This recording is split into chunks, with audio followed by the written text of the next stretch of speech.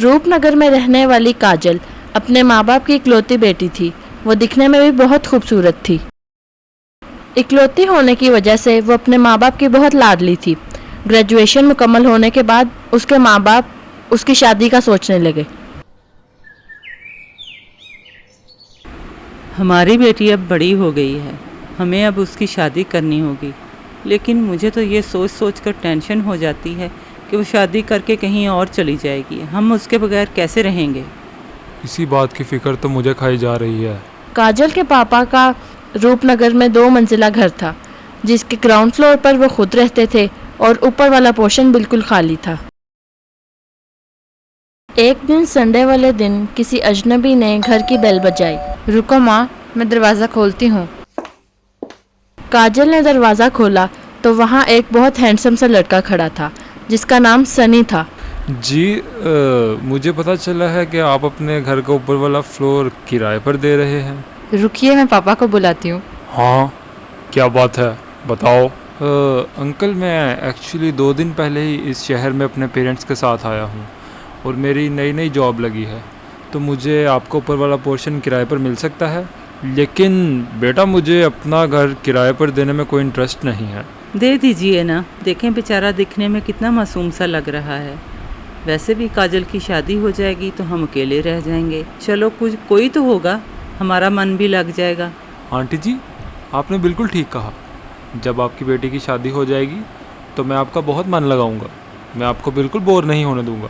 बेटा, तुम तो बहुत अच्छी बातें करते हो और कितनी जल्दी घुल मिल जाते हो। तुम ऐसा करो कि अपने पेरेंट्स के साथ कल ही ऊपर शिफ्ट हो जाओ। मैं आज सफाई वगैरह करवा कर रखूँगी। अरे नहीं आंटी जी, आप फिक्र मत करें, मैं खुद ही आके सारी सफाई कर लूँगा। अगले ही दिन सनी अपने पेरेंट्स के साथ ऊपर शिफ्ट हो जाता है। वो बहुत समझदार और अच्छा लड़का था।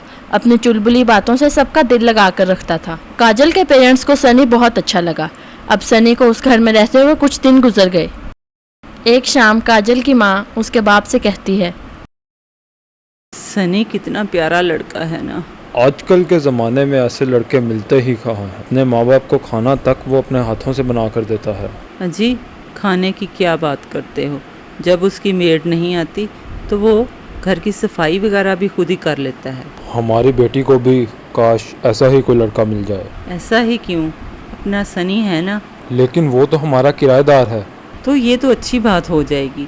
हमारी बेटी हमारी आंखों के सामने ही रहेगी। अगर आपकी मर्ज़ी हो तो मैं कल ही रिश्ते की बात को आगे बढ़ाती हूँ। हाँ ठीक है।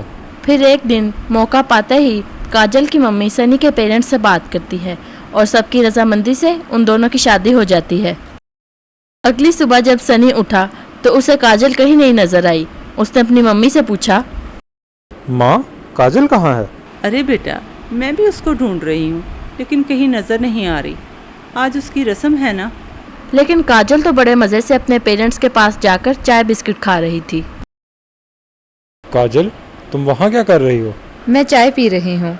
मैं सिर्फ अपने ही कप में चाय पीती हूँ और बाथरूम भी मैं सिर्फ अपना ही यूज़ करती हूँ। मुझे ऊपर वाला कमरा इतना पसंद नहीं है। अरे बहू, आज तुम्हारी रस्म थी और तुम अकेली ही नीचे पहुँच गई। चलो कोई बात नहीं, मैं अभी सनी को भेजती हूँ, वो तुम्हें लेने आ जाता है। क्या सासू माँ, आप भी? आ तो रही हूँ मैं। इसके बाद सनी की मम्मी काजल को पहला खाना बनाने के लिए कहती है और वो 5 मिनट के अंदर ही हलवा लेकर आ जाती है।